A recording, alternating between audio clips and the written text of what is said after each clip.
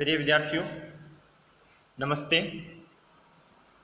तो बेटा, पिछले क्लास में हमने संदेश लेखन के विभिन्न जो अवयव हैं उनके बारे में जानकारी प्राप्त की। तो आज हम एक संदेश लेखन का अभ्यास करेंगे। उससे पहले आइए संदेश लेखन की प्रक्रिया के बारे में, क्या इसका प्रारूप होता है, क्या संदेश लेखन को लिखते समय किन किन बातों का ध्यान रखना चाहिए, तो उस विषय पर हम एक छोटी सी चर्चा करेंगे। तो चर्चा करते समय सबसे पहले प्रश्न यही उठता है कि संदेश लेखन के बारे में आप क्या जानते हैं। तो संदेश लेखन के बारे में पिछले क्लास में हमने पढ़ा है कि संदेश एक वह विधा है जिसके माध्यम से हम क्या हैं, अपने विचार दूसरों तक पहुंचाते हैं। जब हम विचार जो पहुंचाते हैं वो क्या है, सुखद भी हो सकते हैं और दुखद, दोनों तरह के हो सकते हैं। दूसरा प्रश्न ये उठता है कि जो संदेश लिखते समय हमें किन किन बातों का ध्यान रखना चाहिए। अब हमने ये बातें पिछले क्लास के अंतर्गत पढ़ी थी कि जब हम संदेश लेखन कर रहे हैं तो कौन कौन सी जो आवश्यक बातें हैं उनका हमें ध्यान रखना चाहिए। तो आवश्यक बातें यही हैं कि जो संदेश लेखन का जो प्रारूप है उसका हम क्या है, पालन करें। यानी जैसे उसे 4 भागों में बांटा गया है। आरंभ में शीर्षक, दूसरा दिनांक एवं समय, तीसरा विषय से संबंधित संदेश और चौथा प्रेषक। ठीक है, तो इस तरह हमें प्रारूप का पालन करते हुए संदेश लेखन करना चाहिए। दूसरा प्रश्न, जो दूसरी महत्वपूर्ण बात है कि जो हम दिनांक और समय लिख रहे हैं वो उचित होना चाहिए। ठीक है।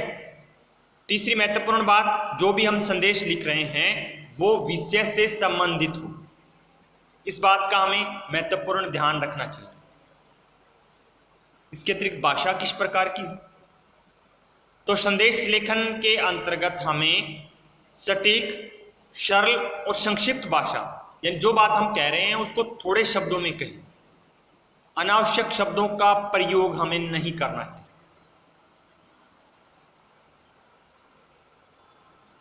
ठीक है, क्या नहीं करना चाहिए। ठीक है, संदेश लेखन करते समय हमें लंबे चौड़े वाक्य नहीं लिखने चाहिए, नकारात्मक बातें नहीं लिखनी चाहिए, और अंत में बहुधीय, प्रार्थी, आपका जैसे जो शब्द हैं वो हमें नहीं लिखने चाहिए। अगला प्रश्न उठता है, संदेश लेखन करते समय हमें क्या करना चाहिए। ये बात मैंने आपको बता दी।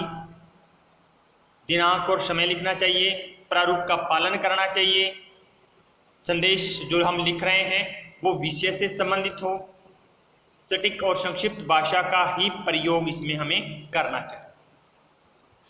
तो ये महत्वपूर्ण बातें थी संदेश लेखन से संबंधित।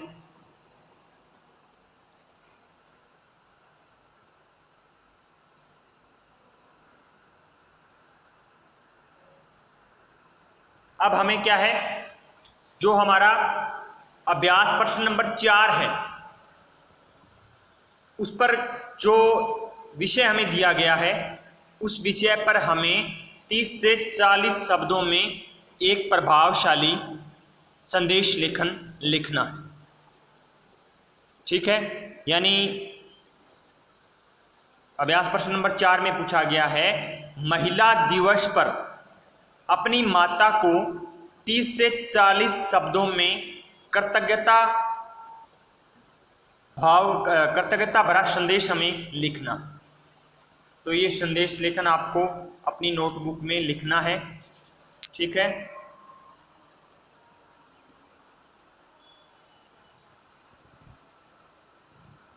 फिर आपको जो भी संदेश लेखन से संबंधित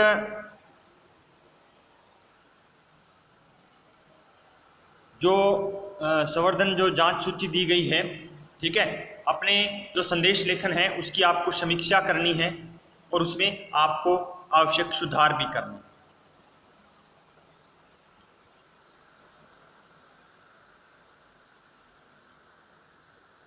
तो इस तरह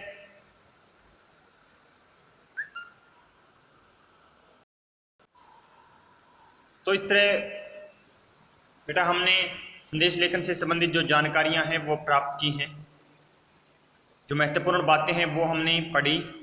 एक आप स्टडी टिप देखिए, इसमें हम क्या कर सकते हैं संदेश लेखन में। तो संदेश लेखन में हम क्या है, संदेश को प्रभावशाली बनाने के लिए काव्यात्मक जो पंक्तियां होती हैं तथा चित्र भी दिए जा सकते हैं। जैसे स्वतंत्रता दिवस पर हम अगर यदि संदेश लेखन कर रहे हैं तो उसमें हम क्या है, जो तिरंगे का चित्र है वो बना सकते हैं, तो चित्रों का भी प्रयोग हम कर सकते हैं। इसके अतिरिक्त हम जो काव्य की जो पंक्तियां होती हैं, कविता की जो पंक्तियां होती हैं, उसका भी प्रयोग हम कर सकते हैं। जैसे इसके अंतर्गत दिया गया है, जैसे जीवन किसी को हम जन्मदिन के उपलक्ष्य में अगर किसी को संदेश लिख रहे हैं तो ये पंक्तियां हम लिख सकते हैं। जीवन हो तुम्हारा खुशियों से भरा, व्यक्तित्व बने तुम्हारा सोने सा खरा। ठीक है, तो इस तरह हम संदेश लेखन को इन चीजों के माध्यम से और भी अधिक प्रभावशाली बना सकते हैं। आगे आपको अभ्यास प्रश्न नंबर 4 के बारे में आपको बता दिया। महिला दिवस पर अपनी माता जी को आपको 30 से 40 शब्दों में कृतज्ञता भरा जो संदेश लेखन है वो आपको करना। इसके अतिरिक्त आपको संदेश लेखन प्रकार के बारे में भी बताया था कि जो संदेश लेखन है वो 2 प्रकार के होते हैं, सुखद और दुखद। सुखद में हम क्या है, किसी खुशी या जो हर्षदायक घटना होती है, खुशी से संबंधित कोई घटना होती है, तो उससे संबंधित जो भाव या विचार हैं, तो उससे संबंधित जो जुड़ा संदेश है वो हम लिखते हैं। शुभकामना संदेश के अंतर्गत जैसे जन्मदिन का संदेश हो, सालगिरह का हो, परीक्षा का हो, प्रतियोगिता में सफलता अगर प्राप्त होती है, या पदोन्नति से संबंधित कोई संदेश हो तो वो हम लिख सकते हैं। पर्व और त्योहार का संदेश भी सुखद संदेश के अंतर्गत आता है। जैसे दीपावली है, स्वतंत्रता और गणतंत्र दिवस है, रमजान है, ईद है, क्रिसमस है, तो आदि त्योहारों के लिए जो हम बधाई संदेश लिखते हैं वो क्या है, सुखद संदेश होते हैं। इसके अतिरिक्त समाज विषयों से जुड़े संदेश जैसे बाल दिवस है, पर्यावरण दिवस है, जल संरक्षण है, कन्या भ्रूण हत्या है, आदि जो सामाजिक विषयों से संबंधित जो लेख हम करते हैं वो भी क्या है, सुखद संदेश के अंतर्गत आते हैं। फिर मैंने आपको बताया था दुखद संदेश के बारे में। तो दुखद संदेश के अंतर्गत हम क्या है, किसी दुखद घटना, भाव या विचार से जुड़ा जो संदेश है वो हम उस दुखद संदेश के अंतर्गत देते हैं। जैसे कुछ किसी को हम शोक संदेश लिख रहे हैं, किसी व्यक्ति की पुण्यतिथि है या किसी व्यक्ति की मृत्यु हुई है, तो उसको हम जब संदेश लिख रहे हैं तो हम क्या है, दुखद संदेश लिखते हैं। इसके अतिरिक्त कोई प्राकृतिक आपदा आ गई है, कोई महामारी आ गई है, तो देश में इस तरह प्राकृतिक आपदा और महामारी से के कारण जो प्रभावित हुए लोगों के बारे में जो संदेश हैं वो हम दुखद संदेश के अंतर्गत आते हैं, ये संदेश जो। तो इस तरह बेटा संदेश लेखन के बारे में हमने पूर्ण जानकारी है प्राप्त की। संदेश लेखन के बारे में जाना, इसके प्रारूप के बारे में जाना, किन किन बातों का ध्यान रखना चाहिए। तो इस तरह हमने संदेश लेखन से संबंधित जो संपूर्ण जानकारियां हैं वो हमने प्राप्त कर ली। और आज का आपके लिए होमवर्क यही है कि आपको जो महिला दिवस पर अपनी माता को कृतज्ञता भरा हुआ जो संदेश लिखना है, यही आपका होमवर्क है। तो आज के लिए बेटा इतना ही। Have a nice day. It's okay बेटा।